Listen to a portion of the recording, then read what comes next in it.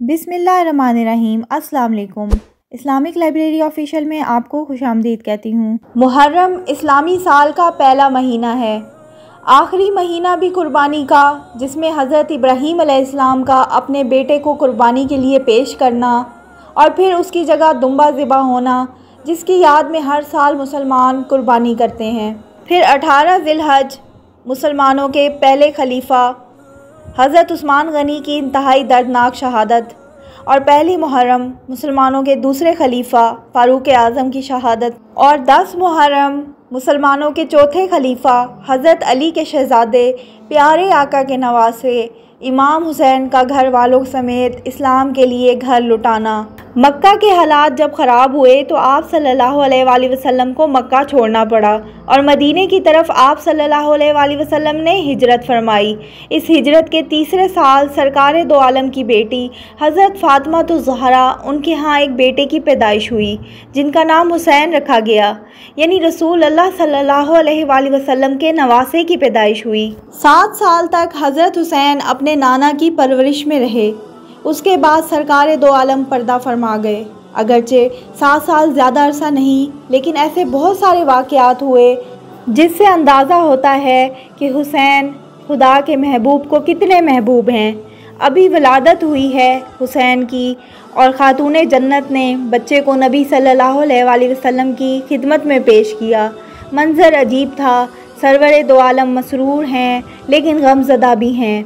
रसूल सल्लल्लाहु अलैहि वसल्लम के हाथों में है हुसैन, रसूल सल्लल्लाहु अलैहि वसल्लम की आँखों में है आंसू और ख़ातून जन्नत की आँखों में है ताज्जुब। ख़ातून जन्नत की आँखों में है सवाल, बाबा रो क्यों रहे हैं? आपने जवाब दिया कि बेटी, ये मेरा बच्चा एक दिन मैदान करबला में शहीद कर दिया जाएगा।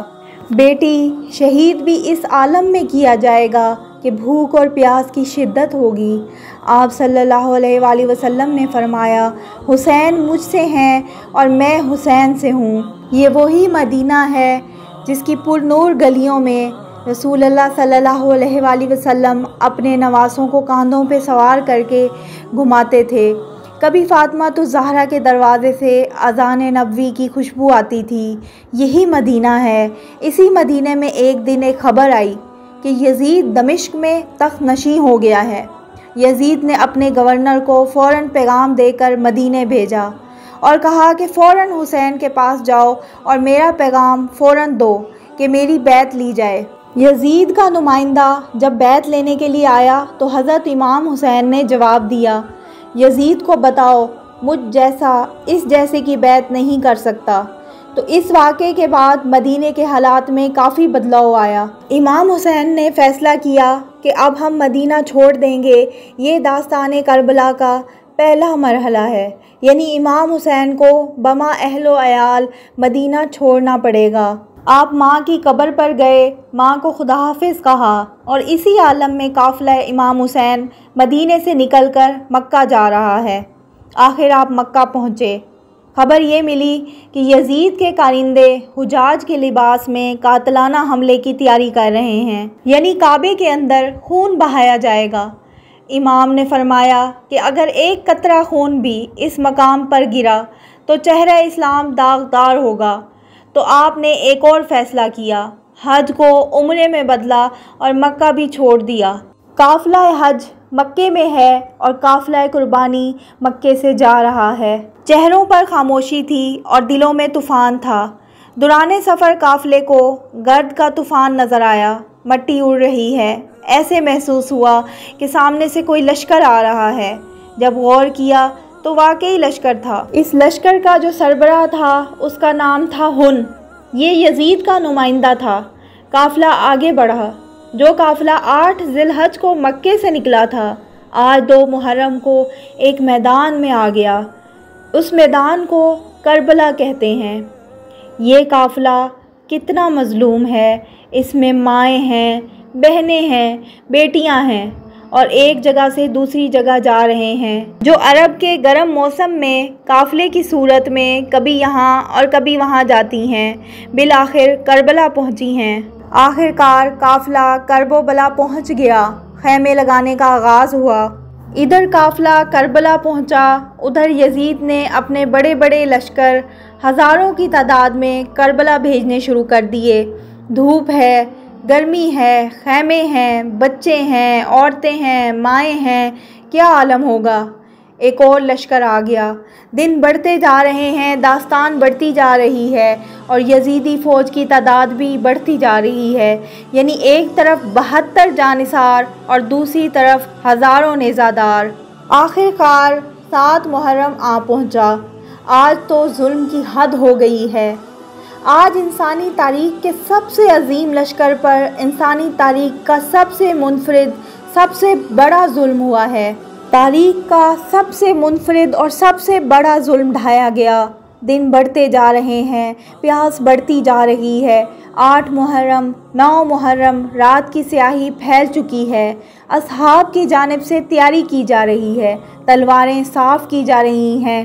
کل معرکہ ہونے والا ہے۔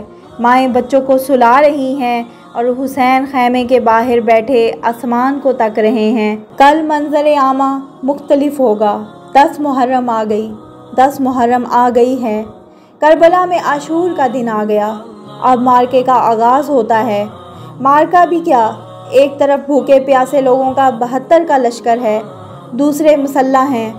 کئی روایتوں میں آتا ہے کہ 30,000 کا لشکر ہے۔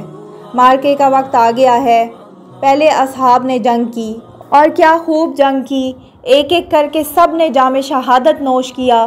اسے حملہ اولا کہا جاتا ہے، پہلا حملہ۔ اب اصحاب کی شہادتیں ہوئیں تو دشمنوں کی جرأتیں اور بڑھ گئیں۔ عجب عالم ہے، ایک طرف گرمی برس رہی ہے اور دوسری طرف خون کی بارش ہے۔ نماز کا وقت ہوا۔ امام نے ساتھیوں سے کہا کہ اتنی دیر رک جائیں کہ ہم نماز پڑھ لیں۔ رسول اللہ صلی اللہ علیہ وآلہ وسلم کا فرزند جس کے گھر سے نماز کی بنیاد قائم ہوئی ہے، وہ نماز کی مہلت مانگ رہا ہے۔ امام نے نماز پڑھی، اس عالم میں پڑھی کہ امام کے باوفا ساتھی ان کے سامنے ڈھال بن کر کھڑے ہوئے، تیر چلتے رہے اور وہ تیر کھاتے رہے۔ ادھر نماز تمام ہوئی، ادھر ان کی زندگی تمام۔ حسین نے میدان کربلا میں بھی نماز اس عالم میں ادا کی ہے، تو حسین کا نام لینے کے بعد، حسینی ہونے کے بعد یہ ذمہ داری اور بڑھ جاتی ہے، یہاں تک کہ اب وہ لمحہ آ گیا کہ تمام اصحاب شہید ہو گئے ہیں۔ اب گھر والے رہ گئے، اب دوستوں سے امام حسین تنہا ہوتے جا رہے ہیں، اصحاب چلے گئے اور حسین تنہا ہوتے جا رہے ہیں۔ اب گھر والوں کی قربانی کا وقت آ گیا۔ کس سے آغاز کریں گے امام؟ اپنے لختے جگر سے آغاز کریں گے امام، بڑے بیٹے علی اکبر سے۔ امام نے علی اکبر کو روانہ کرتے وقت ایک عجب بات کی، اے اللہ گواہ رہنا، اب وہ جا رہا ہے جو سیرت میں، صورت میں، جو گفتار میں، جو کردار میں احمد مجتبیٰ محمد مصطفیٰ صلی اللہ علیہ وآلہ وسلم تیرے حبیب کا مشابہ تھا۔ جناب علی اکبر جنگ کرنے گئے اور ایسی جنگ کی کہ دشمن کثرت مقتولین کی وجہ سے کانپ اٹھا، اتنے لوگوں کو واصل جہنم کیا، یہاں تک کہ ایک ظالم نے کہا کہ اگر اب کی مرتبہ اس جوان نے حملہ کیا، اب کی مرتبہ میرے سے گزرا تو میں اس کو اس کے باپ کے غم میں مبتلا کر کے ہی رہوں گا۔ اس بدبخت نے ایسا ہی کیا، سینے میں اکبر کا نشانہ لیا، نیزہ علی اکبر کے سینے میں جا لگا۔ بابا کو آواز دی، امام قریب آئے۔ امام کے آنکھوں کے آگے اندھیرا آ رہا ہے، کمر خم ہو رہا ہے، یہاں تک کہ باپ زخمی بیٹے تک پہنچا ہے۔ بیٹا نیزہ ابھی تک لگا ہوا ہے۔ باپ نے جوان بیٹے کے سینے سے برچھی یعنی نیزہ نکالنے کی کوشش کی، مگر ایسا نہیں ہو پایا اور علی اکبر کا کلیجہ باہر آ گیا۔ وہ باپ کا عالم تھا، اب ماں کا کیا عالم ہے۔ جب لاش پہنچتی ہے، حسین کی کمر ٹوٹ رہی ہے، امام اکیلے ہو رہے ہیں۔ رسول اللہ صلی اللہ علیہ وآلہ وسلم کو حسین سے بہت محبت تھی۔ اب امام حسن کے بیٹے جناب قاسم کا امام حسن کے بیٹے جناب قاسم آگے آتے ہیں۔ امام حسن کا جب انتقال ہوا، جناب قاسم بہت چھوٹے تھے۔ اب ان کے انتقال کے بعد حضرت حسین کے ہی زیر سایہ آپ نے پرورش پائی تھی۔ جناب قاسم نے میدان میں جانے کی اجازت مانگی۔ آپ بہت رنجیدہ ہوئے۔ قاسم تمہیں کیسے اجازت دے دیں، تم ہمارے بھائی کی نشانی ہو۔ حضرت حسین نے کہا، قاسم، یاد ہے امام حسن نے ایک کاغذ ایک رکا دیا تھا، بیٹا جب بہت مشکل پڑ جائے تو کھول کے دیکھ لینا۔ جناب قاسم نے کہا، اس سے بڑی کیا مشکل ہوگی کہ زہرا کا لال دشمنوں میں گرا ہوا ہے؟ تو آپ نے وہ رکا کھولا، اس پر لکھا تھا کہ بیٹا قاسم، کبھی حسین پر کڑا وقت آ جائے تو اس کے آگے آگے چلنا۔ کچھ علماء کہتے ہیں کہ یہ وہ موقع تھا کہ امام علی مقام کربلا میں پہلی بار باقاعدہ روئے۔ پھر جناب قاسم میدان میں گئے۔ جناب قاسم جب پہلی بار حملہ کر کے واپس آئے ہیں تو 19 لوگوں کو واصل جہنم کر کے آئے ہیں، یہاں تک کہ لشکر یزید اس نتیجے میں پہنچا کہ جناب قاسم سے اکیلے مقابلہ کیا تو بات نہیں بنے گی، ایک مرتبہ سب نے مل کر حملہ کیا ہے۔ جناب قاسم گھوڑے سے گرے ہیں، چچا کو آواز دی ہے، چچا بھتیجے کی طرف پہنچتے ہیں۔ بھتیجے کی طرف پہنچنے کے لیے امام علی مقام نے گویا ایک غضبناک شیر کی طرح حملہ کیا ہے۔ فوج یزید دوڑی ہے، ادھر کے گھوڑے ادھر، ادھر کے گھوڑے ادھر۔ اس عمل کے دوران عجب کام ہو گیا ہے۔ نیچے جناب قاسم کا بدن ہے جو گھوڑوں سے پامال ہے، یعنی امام نے اپنے جگر کے ٹکڑے قاسم کے بدن کے ٹکڑے اکٹھے کیے۔ اب تذکرہ ہے اس شہید کا جو امام کے لشکر کا علمدار ہے، دلیر، وفادار، وفاشوار عباس۔ جب حضرت عباس امام کی بہن جناب زینب کے پاس گئے تو زینب نے عجیب جملہ کہا، عباس، جب میں سنتی تھی کہ ایک وقت آئے گا کہ زینب کے سر سے چادر چھنے گی تو میں سوچتی تھی کہ جس کا عباس جیسا بھائی ہو، کسی کی مجال ہے کہ زینب کے سر سے چادر چھینے۔ عباس، اب تم جا رہے ہو تو یقین آ رہا ہے۔ کچھ روایتوں میں آتا ہے کہ جناب زینب نے صرف حضرت عباس سے یہ بات نہیں کی بلکہ باقی بیویوں سے بھی کہا کہ عباس جا رہا ہے، اب میں تم سے پردے کی ضمانت واپس لیتی ہوں۔ حضرت عباس امام علی مقام کے پاس رخصت مانگنے گئے۔ امام نے کہا، بس تجھے کیسے اجازت دوں، تم تو میرے لشکر کے علمدار ہو۔ اب یہ کہا تو حضرت عباس نے دائیں دیکھا کہ سب شہید ہو گئے ہیں، پھر حضرت عباس نے بائیں دیکھا اور سر جھکایا کہ مولا اب وہ لشکر کہاں رہا جس کا میں علمدار ہوں۔ جب دیکھا کہ اجازت آسانی سے نہیں مل رہی ہے تو حضرت عباس نے جناب سکینہ کو کہا کہ بابا سے کہو بہت پیاسی ہوں، چچا سے کہو پانی لے آئیں۔ تو امام علی مقام نے اجازت دیتے ہوئے کہا کہ آج تو چچا کو بھیجنے کی سفارش کر رہی ہے، کل جب تمانچہ لگے گا تو چچا بہت یاد آئے گا۔ قصہ مختصر، چچا عباس مشکیزیں لے کر دریا کی طرف گئے، فوجیں بپھر گئیں، جرأت نہ ہوئی روکنے کی۔ حضرت عباس دریا پر پہنچ گئے، مشکیزے میں پانی کو بھرا، یہاں تک کہ ایک بدبخت نے نشانہ لیا کہ حضرت عباس کا ایک بازو قلم ہو گیا۔ جب یہ ہو گیا تو حضرت عباس نے مشکیزے کو دوسرے بازو میں لے لیا۔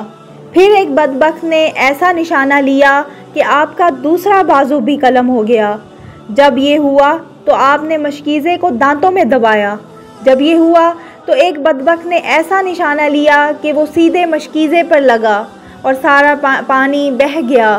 عباس گرے تو حضرت عباس کے دونوں ہاتھ کٹ چکے تھے۔ حضرت عباس تو واپس نہیں آئے۔ جب حضرت عباس کا علم واپس لایا جا رہا تھا تو علم کو دور سے دیکھ کر جناب سکینہ کی آس بندھی کہ چچا آ رہے ہیں تو پانی کا مشکیزہ بھی آ رہا ہے۔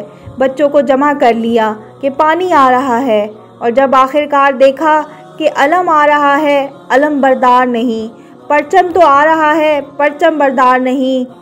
یہ دیکھ کر آپ غمزدہ ہو گئے۔ عباس بھی شہید ہو گئے، حسین تنہا رہ گئے۔ ایک بیٹا ہے زین العابدین، وہ تو اتنے بیمار ہیں کہ ہوش نہیں ہے، اور ایک 6 ماہ کا بچہ رہ گیا ہے۔ لشکر یزید نے جب پانی بند کیا تو اس شیر خوار نے 3 دن سے پانی نہیں پیا تھا۔ 6 مہینے کے بچے نے 3 دن سے پانی نہیں پیا تھا۔ اب بچے کی ماں اسے لے کر آئیں، پتہ نہیں بچہ آخری سانسیں لے رہا ہے، کیا عالم ہوگا۔ امام کچھ کیجئے۔ امام حسین نے معصوم علی اصغر کو اپنی آغوش میں اٹھایا اور میدان کربلا میں آئے۔ दुश्मन का लश्कर सामने है और इमाम आली मकाम खड़े हैं। 6 माह का बच्चा आगोश में है।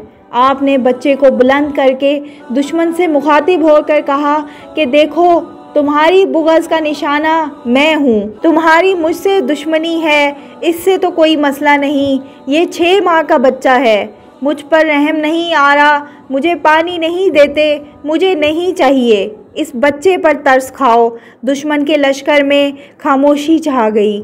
ऐसा लगा कि ये मंज़र इतना दर्दनाक है कि फ़ौज पर उसका असर होने लगा है, तो कहीं किसी का इरादा ना बदल जाए। दुश्मनों में से एक बिन काहिल नामी बदबख्त ने कमान में तीर जोड़ा है और नन्हे अली असगर के नन्हे हलक को निशाना बनाकर तीर छोड़ दिया। अब करबला के मैदान में अजब सानेहा होने को है। आसमान ने ऐसा मंज़र कभी नहीं देखा है। आसमान कांप रहा है और ज़मीन थरथरा रही है। क़यामत बर्पा हो गई है।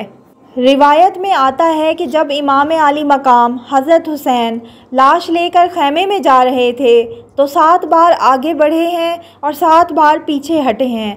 इमाम ने अपने हाथों से 6 माह के शहज़ादे को दफनाया है। अब एक तरफ अहले हरम का क़याम है, दूसरी तरफ मैदान में गिरते परचम और बेजान लाशें हैं और इमाम हुसैन ने अकेले मैदान का रुख कर लिया। एक हसरत से चारों तरफ देखकर आपने खुद ही कहा, अलविदा अलविदा। अब इमाम का जिस्म ज़ख्मी है मगर शेर सी कुव्वत बाकी है। दूसरी तरफ दुश्मन इमाम को चारों तरफ से घेरे हुए हैं। रिवायत में आता है कि इमाम इब्ने अली ऐसे लड़ रहे थे जैसे कोई शेर बिल्ली के बिल में घुस गया हो। जिधर जाते कुफार की सफ़ें भेड़ बकरियों की तरह छट जाती। दुश्मन के सिपाही आपके जोश को देखकर कांप रहे थे कि कोई करीब जाने की जुर्रत नहीं करता था। कई बार दुश्मन ने वार करना चाहा, लेकिन एक ही ज़र से इमाम ने उसे पिछाड़ दिया। बिल आखिर शिमर मलून ने ललकार के यजीदी फ़ौज को कहा कि चलें, आ जाएं, मिलकर एक अकेले को नहीं मार सकते। चारों तरफ से नेज़ा बरदार और तीर बरदार हुसैन इब्ने अली पर टूट पड़े। कोई तीर मारता था तो कोई पत्थर मारता था, बस जिसने जैसे चाहा उसने वैसे मारा। ज़हरा के लखते जिगर का जिस्म हो रहा है पारा पारा, खुदा के अलावा अब कोई नहीं है सहारा।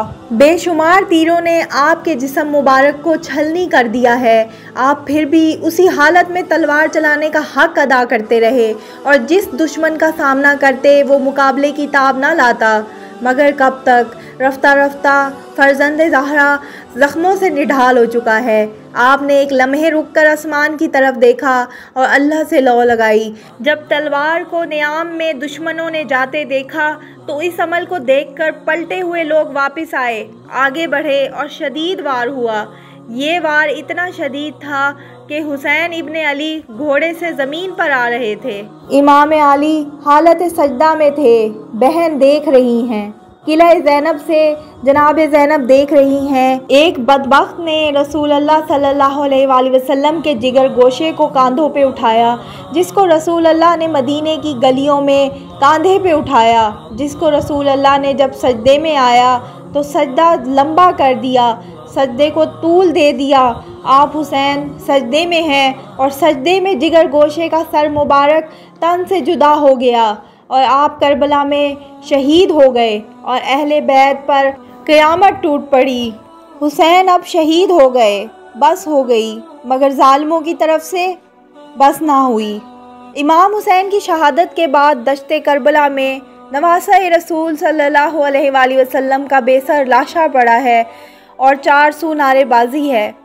एक नया हुक्म जारी हुआ, जुल्म की तारीख का नया बाब रकम होने को है। इससे भी ज़्यादा और क्या जुल्म होगा, लेकिन है। घोड़ों को तैयार किया जा रहा है। जंग तो ख़त्म हो चुकी है, अब घोड़ों का क्या काम है? इन लाशों को पामाल करना है। अब सरज़मीन करबला पर घोड़े दौड़ेंगे।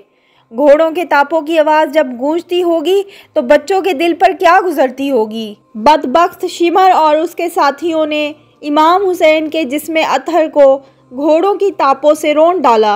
अब उन्हीं घोड़ों का रुख खैमों की तरफ किया गया और खैमों को आग लगाना शुरू कर दी गई। ये कौन से खैमे हैं?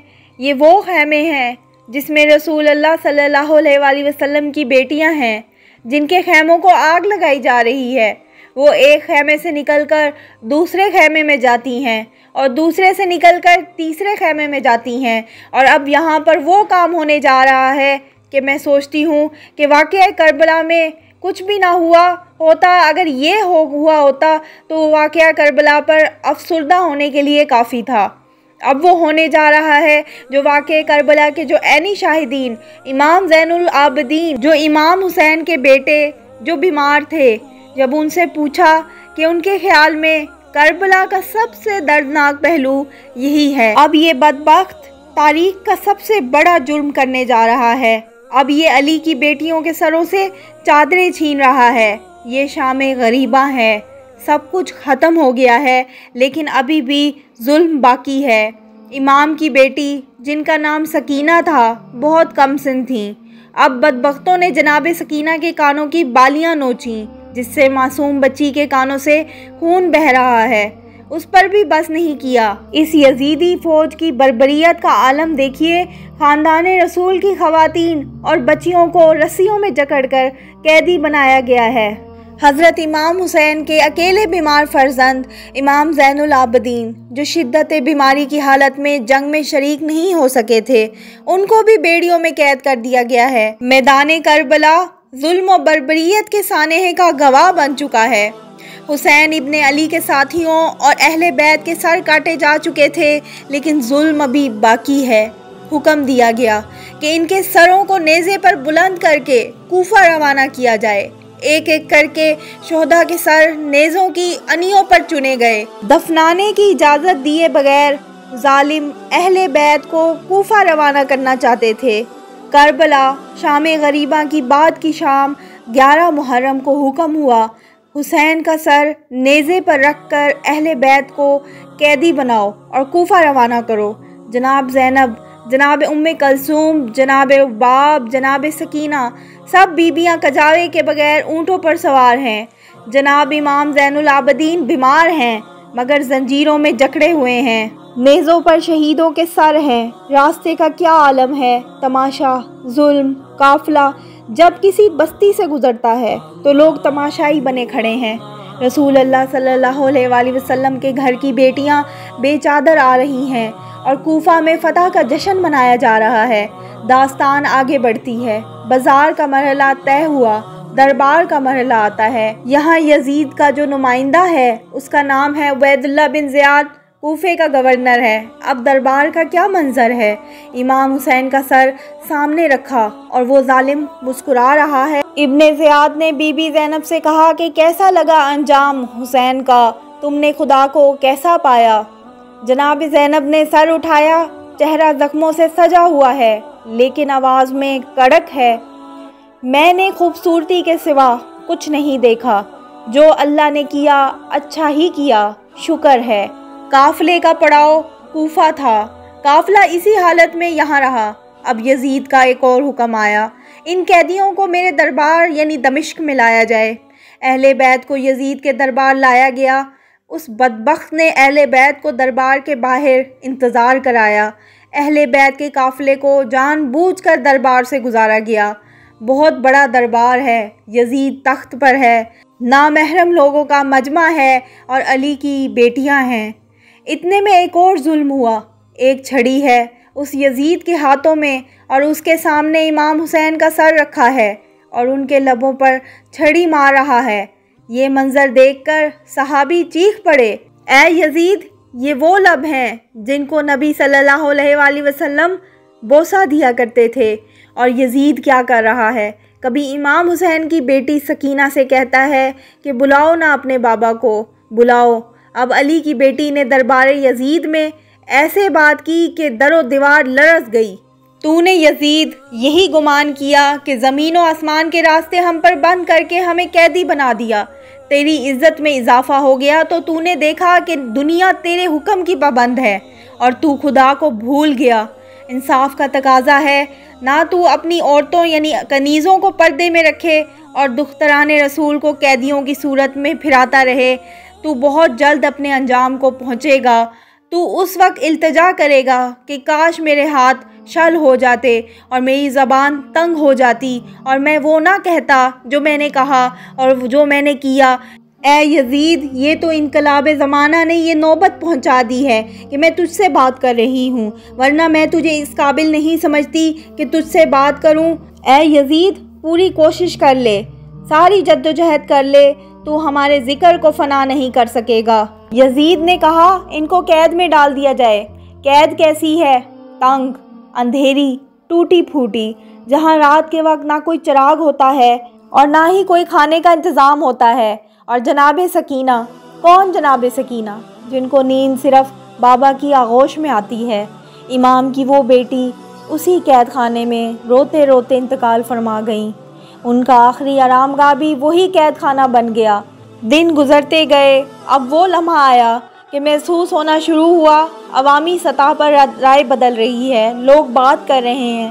امام حسین کی قربانی، علی اصغر کی قربانی، عباس کی قربانی، لوگوں میں بے چینی پھیل رہی ہے۔ ان سب چیزوں نے مل کر وہ اثرات کیے کہ یزید پریشان لگا کہ رائے عامہ تو شدید میرے خلاف ہو رہی ہے۔ بالآخر اس بدبخت نے اہل بیت کی رہائی کا حکم دے دیا۔ زندان سے رہا ہو گئے سادات۔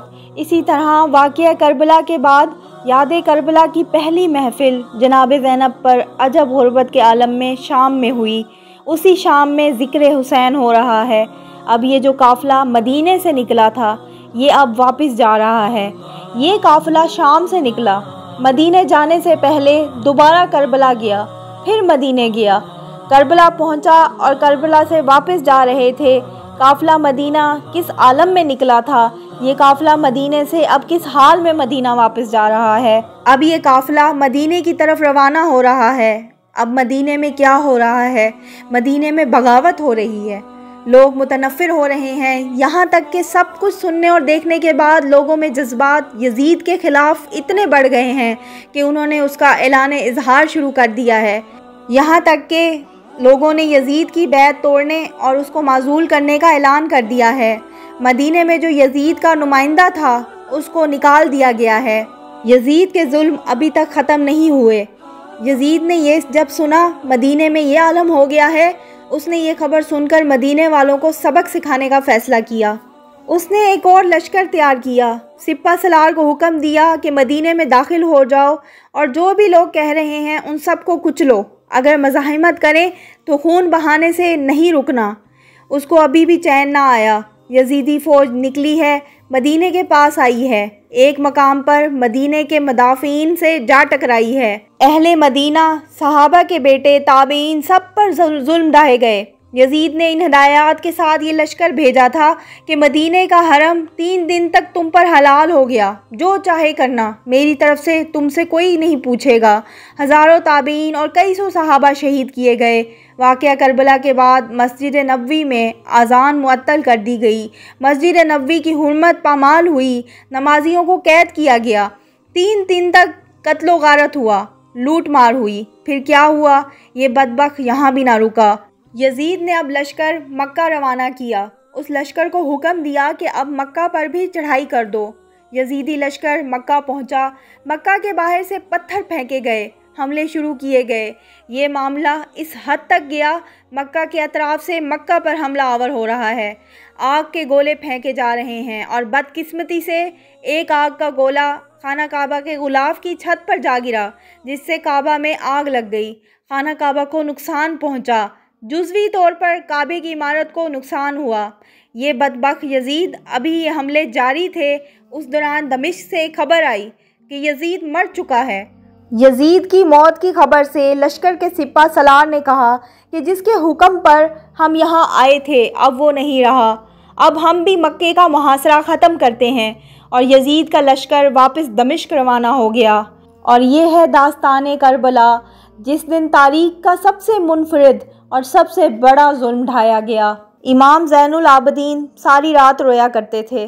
ان کے ایک خادم نے کہا کہ حضرت، آپ ساری رات ہی روتے رہتے ہیں، ایسا کیوں ہے؟ یہ بات سن کر آپ پھر رونے لگے، کہنے لگے یعقوب کا ایک فرزند گم ہو گیا تھا، یوسف، وہ پھر بھی مل گیا تھا۔